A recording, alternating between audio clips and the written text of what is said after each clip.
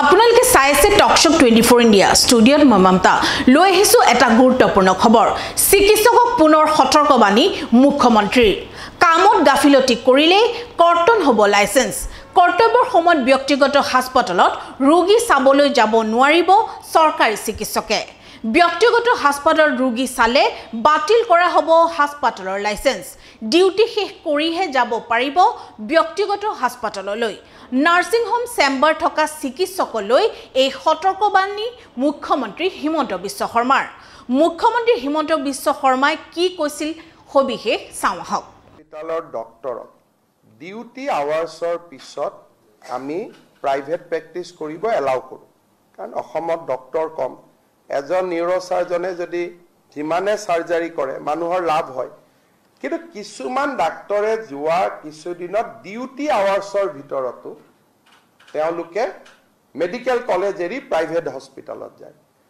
এতিয়া মই প্ৰাইভেট হস্পিটালখিনি কৈছো যে মই ডক্টৰক একো নকৰো আপোনালোকৰ লাইসেন্সখন কেনসেল কৰিম যদি আপোনালোকে গভৰ্নমেন্ট ডক্টৰক ডিউটি আৱাৰ্ছত ব্যৱহাৰ কৰে 2টা বজাৰ পিছত ব্যৱহাৰ কৰক মোৰ কোনো ক'বলগীয়া নাই কিন্তু ডিউটি আৱাৰ্ছৰ সময়ত ইনান মই বৰপেটাত গৈছিলো বৰপেটাৰ দুই এজন ডক্টৰে ডিউটি আৱাৰ্ছত গৈ নাৰ্সিং হোমত বহি থাকে এটো বেয়া কথা আৰু মই আপোনালোকে জানে যে মই ডাক্তৰ সকলক সন্মানো কৰো কোভিডৰ সময়ত তেওঁলোকে আমাক বহুত সহায় কৰিছে আৰু প্ৰাইভেট প্ৰেক্টিছত মোৰ কোনো আপত্তি নাই but after duty hours not during duty hours হস্পিটালৰ ডক্টৰক ডিউটি আৱাৰ্ছৰ পিছত আমি প্ৰাইভেট প্ৰেক্টিছ কৰিব এলাউ কৰোঁ কাৰণ অসমত ডক্টৰ কম এজন নিউৰোসাৰ্জনে যদি যিমানে সাৰ্জাৰী কৰে মানুহৰ লাভ হয় কিন্তু কিছুমান ডাক্তৰে যোৱা কিছুদিনত ডিউটি আৱাৰ্ছৰ ভিতৰতো তেওঁলোকে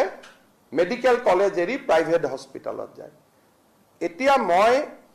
প্ৰাইভেট হস্পিটালখিনি কৈছো যে মই ডক্টৰক একো নকৰো আপোনালোকৰ লাইসেন্সখন কেনসেল কৰিম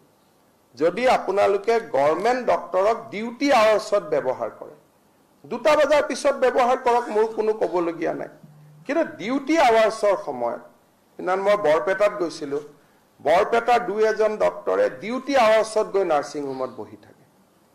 এটো বেয়া কথা আৰু মই আপোনালোকে জানে যে মই ডাক্তৰ সকলক সন্মানো কৰো কোভিডৰ সময়ত তেওঁলোকে আমাক বহুত সহায় কৰিছে আৰু প্ৰাইভেট প্ৰেক্টিছত মোৰ কোনো আপত্তি নাই but after duty hours not during duty hours